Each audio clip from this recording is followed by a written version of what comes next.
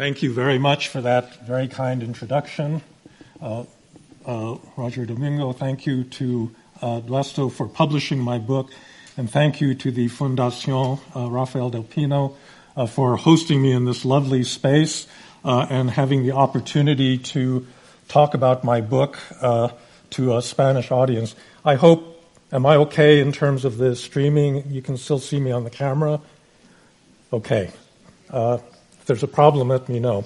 So let me begin with a couple of definitions, because the term liberalismo, has different connotations depending on where in the world you use the term.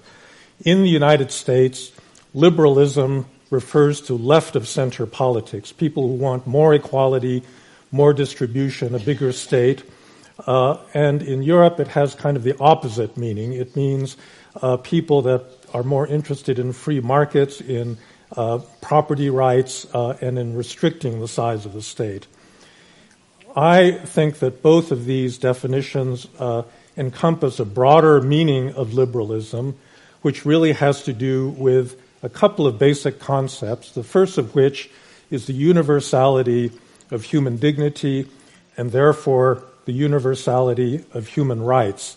Liberals believe that all human beings are equal in their ability to make moral choices and that governments have the duty to respect that autonomy by granting them basic rights, and that there's no particular group of human beings that is superior to other human beings in terms of those rights. Liberalism is sustained by a rule of law, by laws that limit the power of governments to interfere with the basic life decisions that human beings make in terms of where they live, what they believe, how they think, who they marry, the kind of work that they do, so that the protection of autonomy is central to a liberal government.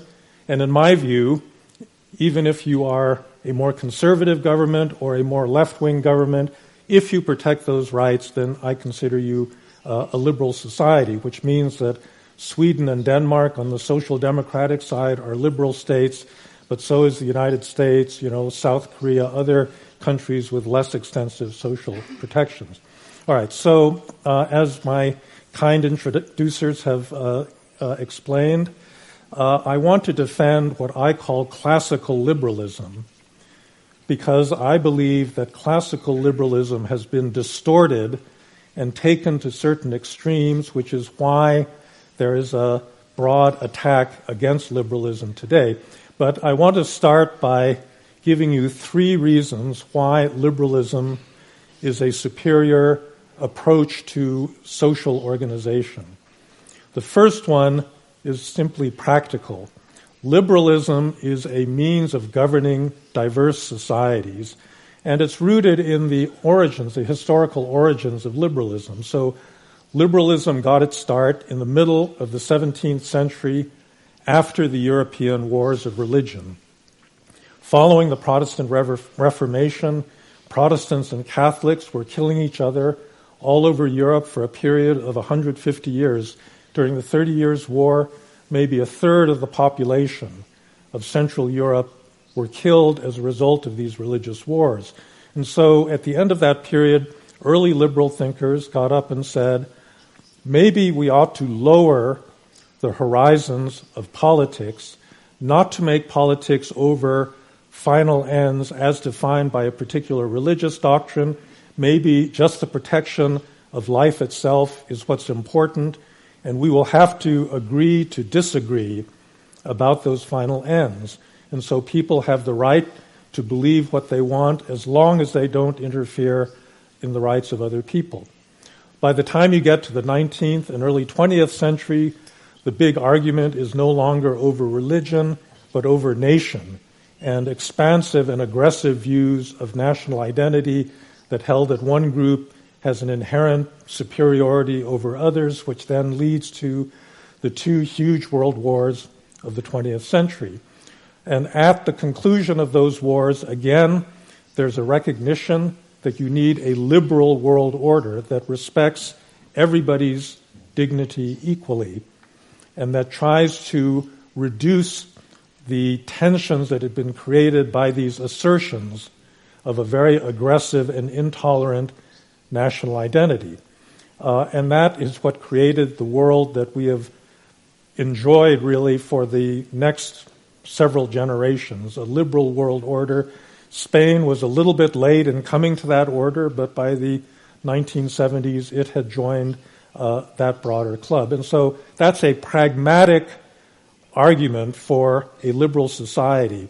If you have religious, national, ethnic, other kinds of diversity, it's better to treat people as equal individuals rather than basing your system on the superiority of one form of final ends rather than others. All right, so that's number one. The second argument is a moral argument that liberalism protects human dignity, and human dignity in turn is based on human autonomy. That is, the ability of each one of us to make moral choices. This is something that is very deeply embedded in the whole Judeo-Christian tradition. In the book of Genesis, God commands Adam and Eve not to eat from the tree of the knowledge of good and evil. They do, and they're cast out of the garden.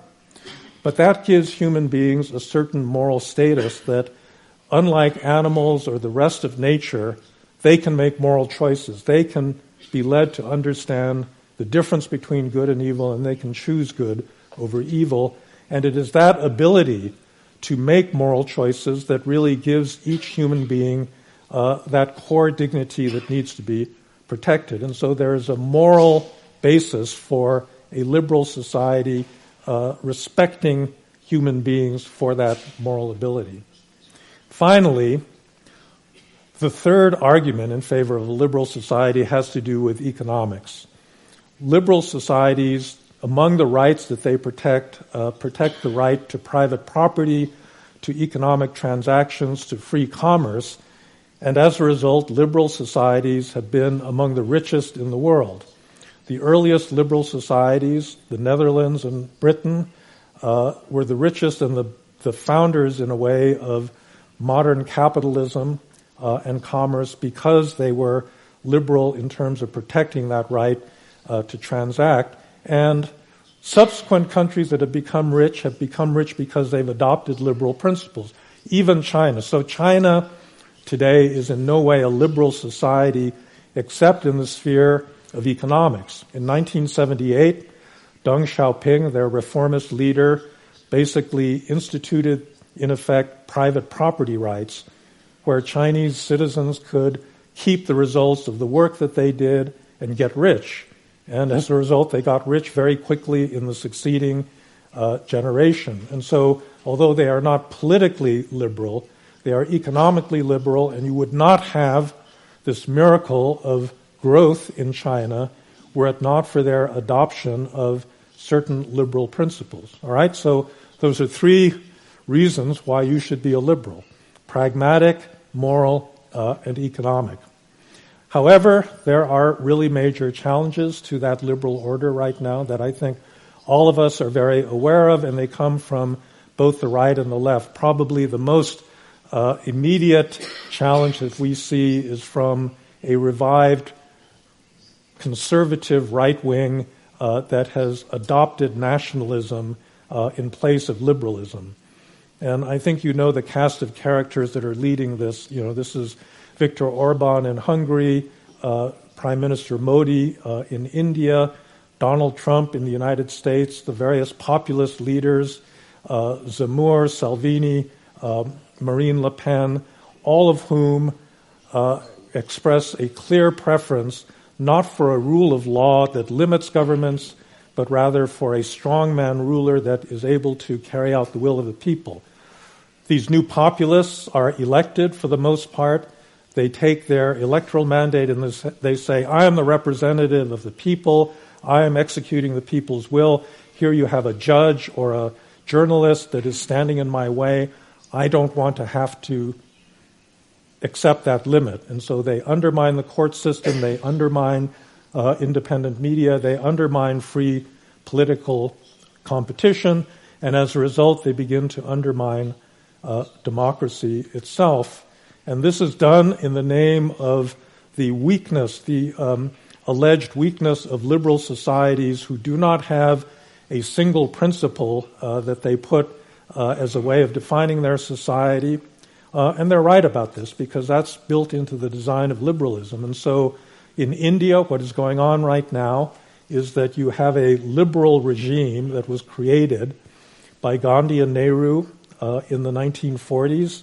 The Indian Republic is a diverse place. It's diverse in terms of religion, caste, region, language, any number of dimensions, and it's hard to see how such a diverse society can live peacefully except under a liberal framework. And yet the BJP, the leading party of Modi, has been trying to shift that national identity to one based on Hinduism. And that means that, for example, the 200 million Muslims in India are not part of that national identity. And that is laying the grounds for violence, which we've already seen a very disturbing growth of in India. It happened in Gujarat when Modi was the chief minister of that state, and now it's happening in the society as a whole. Viktor Orban has defined Hungarian national identity in terms of Hungarian ethnicity, which then excludes people that are not ethnic Hungarians. I'd like to point out there was these four great Hungarian physicists, Edward Teller, John von Neumann, Leo Szilard, and Erich Wegner, all of whom met with President Roosevelt and helped to develop the atom bomb during the Second World War.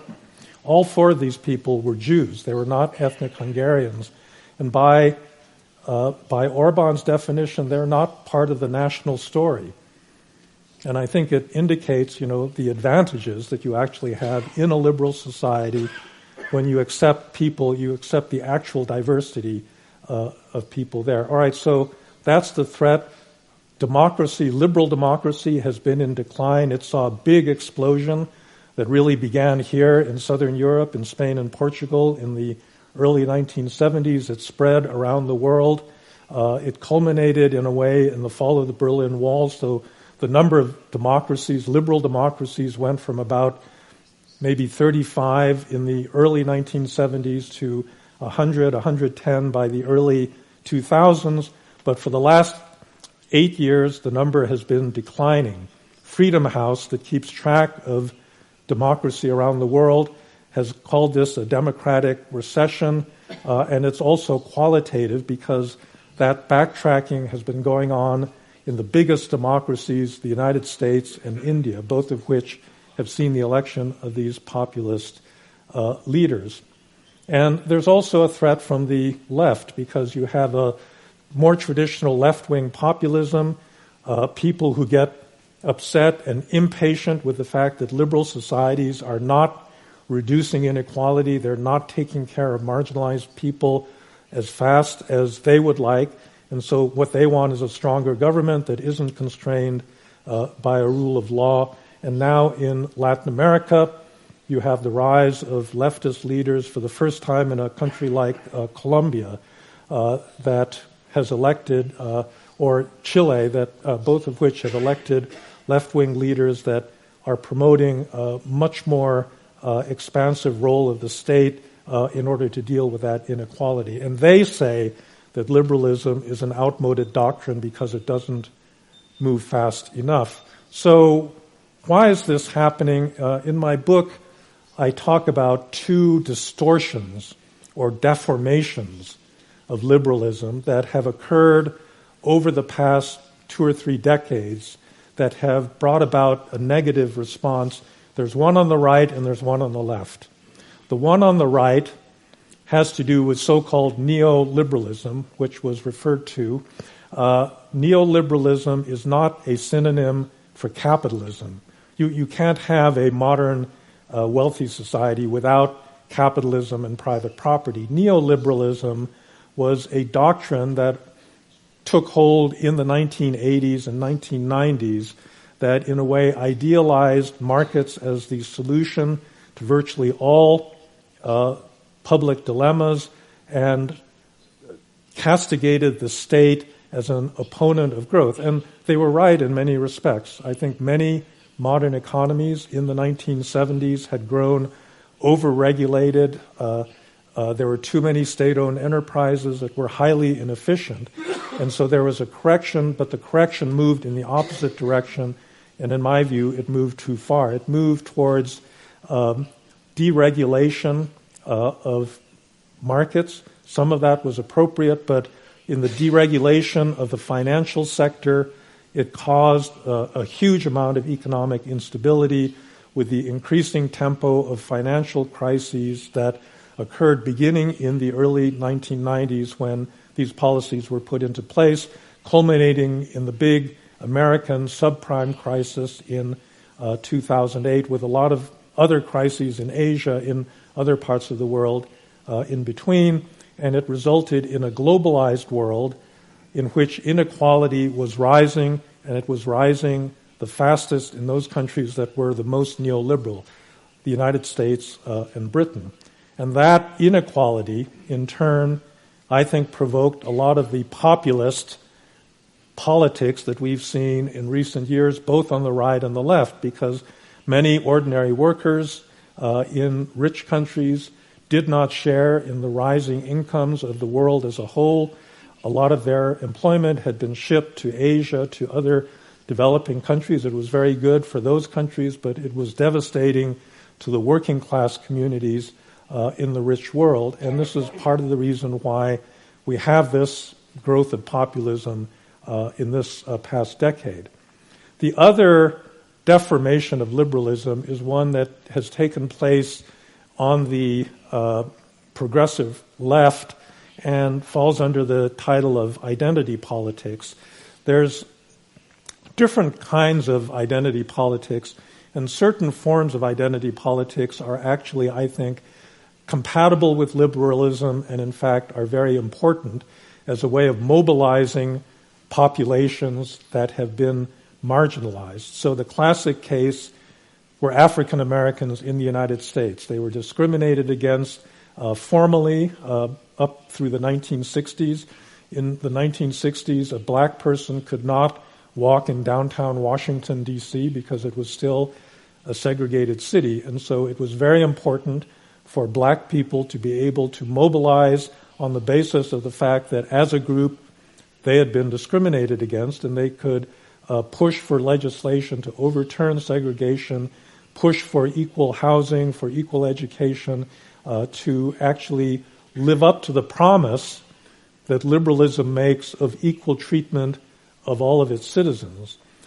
Up to this point, that promise has not been completely fulfilled, and for that reason, there are continuing attacks on liberal institutions for not having done that, but identity politics is a way of fighting back politically.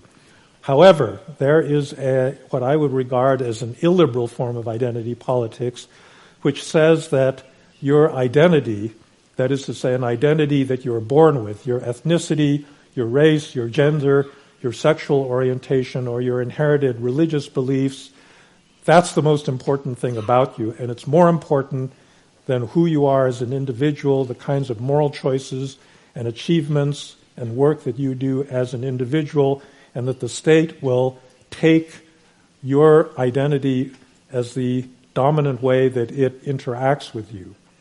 Now, it's understandable in terms of the kind of injustice that different groups have faced, but in the end, this kind of left-wing identity politics begins to undermine the foundations of liberalism itself. So in the United States, you're probably quite aware, we're awash in so-called woke liberalism, in which there's a undue sensitivity on these precise issues of gender, race, ethnicity, sexual orientation, that has produced, sharp cleavages over whether societies ought to, give privileges to people in these particular categories. And it's also led to restrictions on speech, so-called cancel culture, where if you don't express the correct progressive opinion, you lose your job, you're shunned on social media, and the like.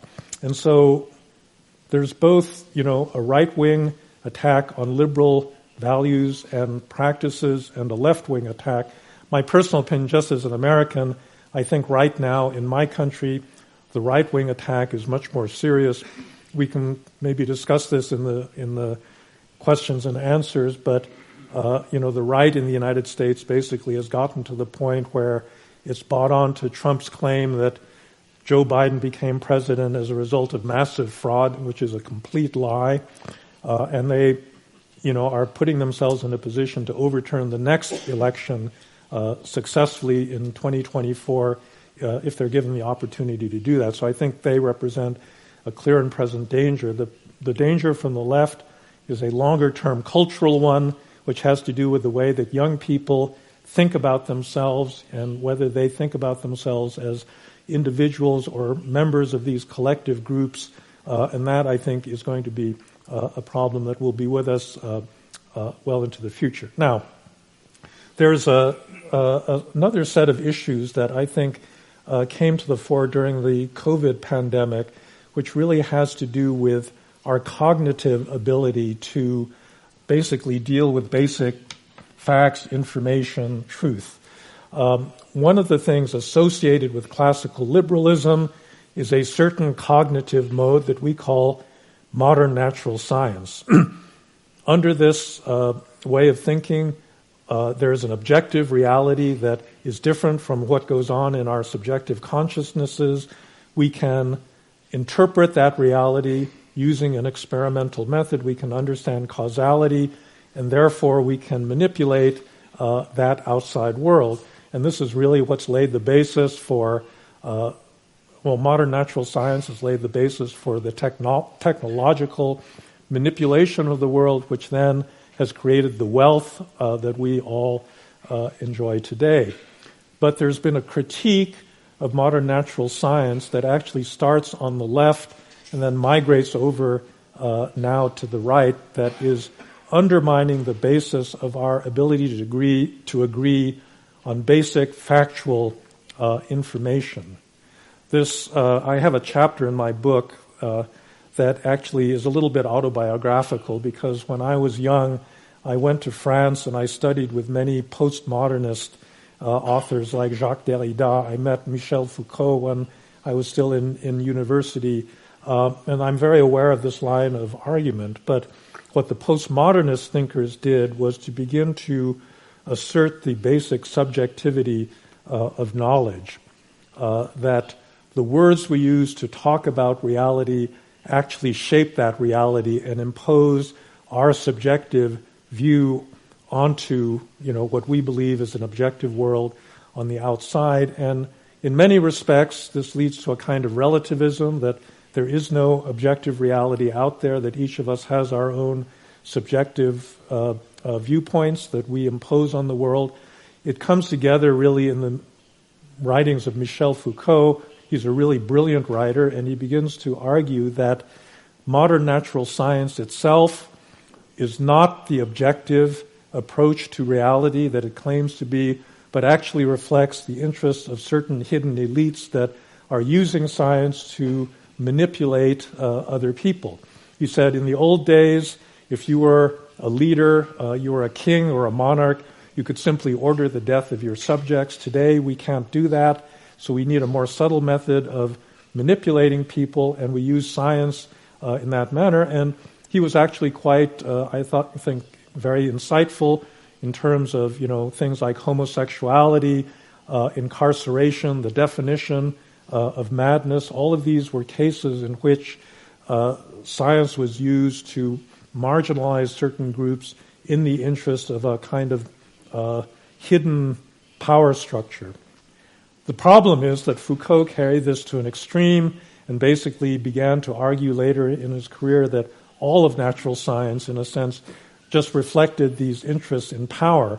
And if you say that there's actually no objective reality, that everything is simply the projection of powerful people, of their view and their interest on the world, then everything is simply a matter of power politics. And it's not clear why anybody should actually be on the side of, let's say, the marginalized, because that's simply, projecting their power. So that was a trend that began really in the 80s, 90s, so forth, it was mostly confined to universities, but now it's drifted over to the far right. So every right-wing populist group, you probably have noticed, has made a similar argument about the COVID epidemic, that the public health authorities that are telling us to take vaccines, to wear masks, to do social distancing, they claim to be scientists representing objective scientific findings, but in fact they are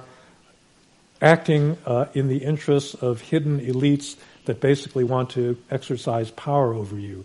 And so the same idea that starts on the extreme left has gravitated over to the extreme right, and I don't need to tell you that this is dangerous because, in a liberal society, we agree that we're not going to agree about, ultimate truths as defined by religion, but if you can't agree on some basic empirical information like, is that vaccine safe? Who won the last election? Then, you've got a real problem. You're not going to be able to deliberate rationally, and you're not going to come to common decisions. All right, so the next issue has to do with the nation. And here I think that liberals have a certain problem because they do believe in the universality of human rights, that human rights need to be respected, whether it's in the United States, in Spain, in Korea, in Myanmar, in Bangladesh, anywhere in the world, people have equal rights. And yet the world is divided into nation states with limited jurisdiction.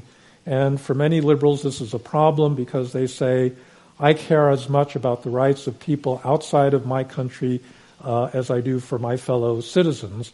And what's wrong with that? And I think, there's nothing wrong with that in terms of the moral theory, but there's a practical problem because rights are meaningless unless they are enforced, and they have to be enforced by things we call states.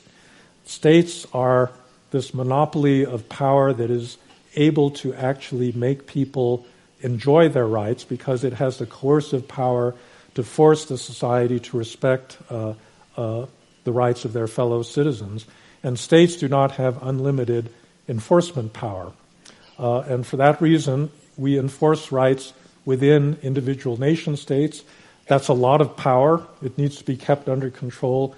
And for that reason, I think it's important that we organize ourselves in nations. The European Union is obviously an attempt to get beyond that kind of individual national selfishness, but it hasn't really succeeded in, there's no EU army or police force that can enforce the violation, can punish the violation of rights in an individual member state. The EU has not evolved that far, and as long as that's the case, you actually need states to do that enforcement. But more important thing is a kind of matter of human psychology, that we become less willing to express solidarity the larger the group becomes. And really the nation is probably the largest group to which we owe a kind of instinctive solidarity.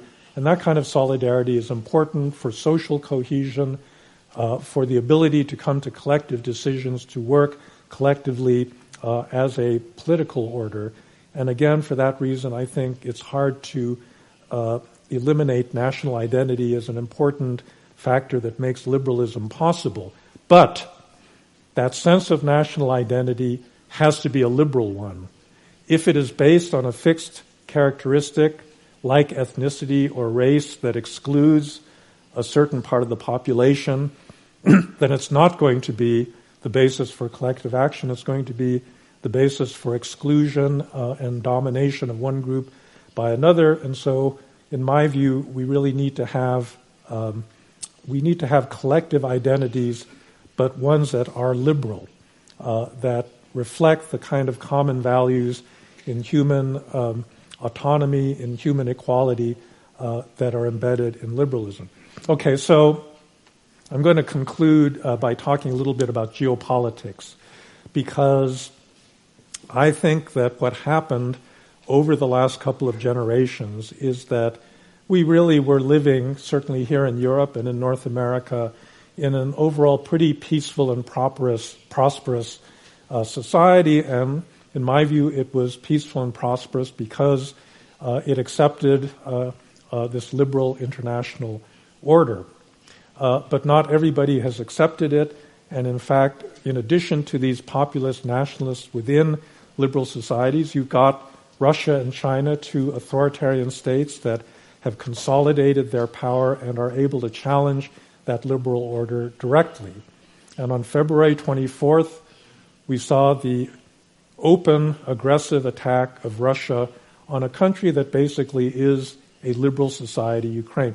I know this quite well because I've spent a lot of time in Ukraine over the last 8 years. I've felt really since 2014 that Ukraine was in fact a frontline state in a global struggle between liberal democracy and authoritarian government. And the Russian objective in this war is basically to eliminate the possibility that a Slavic nation or a Eurasian nation could be a successful democracy. That's the real challenge that Ukraine poses, that you can actually have a freely elected president, that you can have a system where people can criticize the government as they choose, which they do all the time in Ukraine. And that's really what's at stake, and it's really the entire European order that emerged after the fall of the Berlin Wall, after the collapse of the former Soviet Union, that really is at stake in this war. And I think that in that sense, the Ukrainians, they're obviously fighting for their own sovereignty and their own freedom, but they're basically fighting on behalf of all of the rest of us. Because if Putin gets away with grabbing, the whole or a part of Ukraine, undermining it as a viable state, it's going to have consequences. Every other authoritarian leader around the world is watching this, and they will take lessons in terms of how firmly the rest of the democratic world back this particular country, whether its solidarity could be broken, through the energy weapon or through disinformation or the other tools that they have. And so I think that this is a very important struggle for all of us. However, I actually am fairly optimistic that the Ukrainians will be able to not just stop a Russian invasion, but will actually be able to defeat Russia, or at least to push them out of a lot of the regions that they occupied after February 24th. I can explain this at much greater length, but I think that it illustrates the difference between a free society and a closed authoritarian one. Ukrainians, even in the way they organize their military, spread power out. They delegate power to local officers on the ground. They encourage innovation and risk-taking, whereas the Russians have a very traditional authoritarian system where all of the decision-making has to be funneled through a hierarchy that ultimately goes to one person. And, in my view, the invasion of Ukraine was one of the biggest geopolitical mistakes that I've seen in my lifetime. And it was taken because of the authoritarian nature of the Russian regime, not just that Putin wants to show that his authoritarianism is better than a liberal democracy, but if you look at his decision-making, he was completely isolated during the COVID epidemic. You saw him sitting at the end of these gigantic tables because he was afraid of coming near other human beings. And, in a way, it's a good metaphor for what it means to be an authoritarian leader. You're not in touch with your people. You can believe whatever you want because you're living in a universe of just created by yourself and people that are immediately around you, and it leads to, really bad decisions. I think something similar is going on in China now with their zero COVID policy, which I also think is really a big mistake. So with that, I do have a little bit of optimism for the future if Ukraine is able to hold out, if NATO and the European Union show the kind of, or continue to show the kind of solidarity they have, which has been quite remarkable up to this point, then I think that it will be a victory for not just Ukraine, but for global liberal democracy. I hope that happens because it really means a lot to all of us. So with that, thank you very much for your attention, and I look forward to a discussion.